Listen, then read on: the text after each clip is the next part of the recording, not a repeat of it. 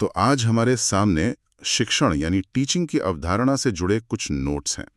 ये खास तौर पे केवीएस, सीटेट, डीएसएसबी जैसी शिक्षक भर्ती परीक्षाओं की तैयारी के नजरिए से बनाए गए हैं। चलिए इसमें गोता लगाते हैं और समझते हैं कि शिक्षण आखिर है क्या। क्या ये सिर्फ जानकारी देना है या इससे कहीं ज्यादा है? बिल्कुल। और आज हमारी चर्चा का मिशन यही है, इन स्रोतों से शिक्षण के मूल सिद्धांतों, इसकी अलग अलग परिभाषाओं और इसकी प्रकृति को निकालना। हम ये समझने की कोशिश करेंगे कि ये अवधारणाएं परीक्षा के लिए क्यों महत्वपूर्ण हैं और एक प्रभावी शिक्षक बनने के लिए इनकी समझ क्यों जरूरी है। तो शुरुआत सबसे बुनियादी सवाल से करते हैं। शिक्षण क्या है? स्रोत बताते हैं कि ये एक सामाजिक प्रक्रिया है जिसमें शिक्षक और विद्यार्थी के बीच सीधा संवाद सबसे अहम है। ये कोई मौलिक अवधारणा नहीं है, बल्कि सामाजिक और मानवीय कारकों से प्रभावित होती है। एक दिलचस्प बात यह है कि शिक्षण को समाज में सकारात्मक बदलाव लाने के लिए एक स्कूली उपकरण के रूप में देखा जा रहा है। इसका मतलब है कि इसकी भूमिका सिर्फ कक्षा तक सीमित नहीं है। बिल्कुल। और यहीं पर अलग अलग विचारकों की परिभाषाएं बहुत रोचक हो जाती हैं। जैसे वीओ स्मिथ कहते हैं कि अधिगम को अभिप्रेरित करने वाली क्रिया शिक्षण है। वहीं क्लार्क का मानना है कि विद्यार्थी के व्यवहार में परिवर्तन लाने के लिए दी जाने वाली क्रिया शिक्षण है। अब ये दोनों बातें कितनी अलग हैं। एक प्रेरणा पर जोर दे रहा है, दूसरा व्यवहार परिवर्तन पर। और यही एक महत्वपूर्ण सवाल उठाता है कि शिक्षण का असली मकसद क्या है। क्या सिर्फ प्रेरित करना काफी है या परिणाम व्यवहार में दिखना चाहिए? स्रोत में दिए गए प्रश्न इसी अंतर को समझने में मदद करते हैं। जैसे एक सवाल है कि कौन सी परिभाषा व्यवहार में परिवर्तन लाने पर जोर देती है, जिसका जवाब है क्लॉक। परीक्षा के लिहाज से ये छोटे छोटे अंतर बहुत मायने रखते हैं। और भी परिभाषाएं हैं। H.C. मॉरिसन इसे एक परिपक्व और कम परिपक्व व्यक्तित्व के बीच अंतरंग संपर्क कहते हैं।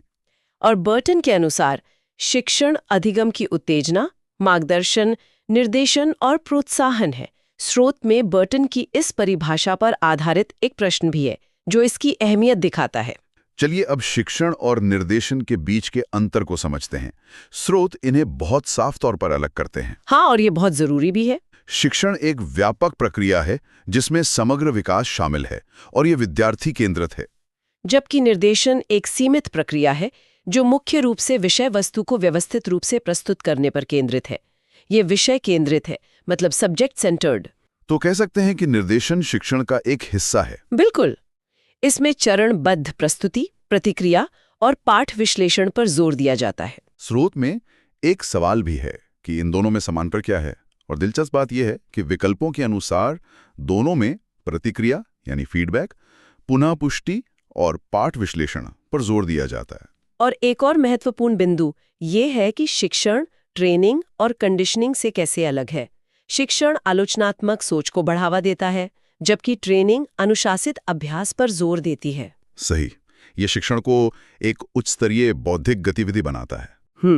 अब यहाँ एक बहुत दिलचस्प अवधारणा आती है, शिक्षण के 3 चर, वेरिएबल्स। स्रोत बताते हैं कि शिक्षण प्रक्रिया में 3 मुख्य भूमिकाएं होती हैं। पहला है स्वतंत्र चर यानी शिक्षक। शिक्षक को स्वतंत्र इसलिए कहा गया है क्योंकि शिक्षण के लक्ष्य तय करना, सामग्री चुनना और रणनीतियों का उपयोग करना, ये सब उसी के हाथ में है। वो प्रक्रिया का मुख्य कारण है। और दूसरी भूमिका है आश्रित चर यानी विद्यार्थी। हाँ, बिल्कुल। विद्यार्थी का सीखना, व्यवहार और विकास शिक्षक की क्रियाओं और पाठ्यक्रम पर निर्भर करता है। और इन दोनों को जोड़ने वाला है मध्यस्थ चर, यानी पाठ्यक्रम, समाज या वातावरण। ये शिक्षक और विद्यार्थी के बीच एक सेतु का काम करता है। तो शिक्षक पाठ्यक्रम का उपयोग करके विद्यार्थी के सीखने की प्रक्रिया को प्रभावित करता है।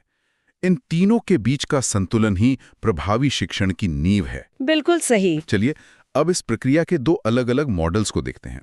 पहला है जॉन एडम्स का द्विध्रुवीय प्रक्रिया का मॉडल। ये एक पारंपरिक मॉडल है। इस मॉडल में सिर्फ 2 ध्रुव हैं, शिक्षक और विद्यार्थी। यहाँ शिक्षक ज्ञान का स्रोत है और विद्यार्थी एक निष्क्रिय प्राप्तकर्ता। मतलब ज्ञान का प्रवाह एक तरफा होता है, शिक्षक से विद्यार्थी की ओर। ये तो एक बहुत ही संकीर्ण दृष्टिकोण है। सही कहा। लेकिन फिर जॉन डेवी ने एक आधुनिक और ज्यादा यथार्थवादी मॉडल दिया त्रिध्रुवीय प्रक्रिया। यहाँ एक तीसरा ध्रुव भी है। बिल्कुल। ये तीसरा ध्रुव है पाठ्यक्रम, समाज या वातावरण। यह मॉडल बाल केंद्रित है। अच्छा। इसमें शिक्षक सिर्फ ज्ञान देने वाला नहीं बल्कि एक सुविधादाता है जो विद्यार्थी को पाठ्यक्रम या समाज के साथ सार्थक रूप से जोड़ता है। यहाँ तीनों ध्रुवों के बीच लगातार गतिशील अंतःक्रिया होती है। स्रोत में दिए गए प्रश्न जैसे त्रिध्रुवीय प्रक्रिया किसने प्रतिपादित की, जिसका उत्तर है जॉन डेवी, परीक्षा के लिए सीधे तौर पर महत्वपूर्ण है। एक सदियों पुरानी बहस है, क्या शिक्षण एक कला है या विज्ञान? स्रोत कहते हैं कि ये दोनों हैं। और ये सही भी है।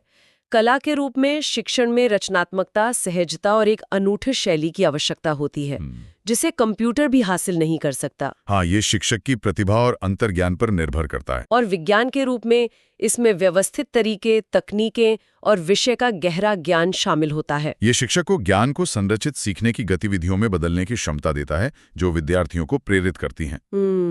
तो अच्छा शिक्षण कला की रचनात्मकता और विज्ञान की पद्धति का एक सुंदर मिश्रण है। बिल्कुल सही कहा।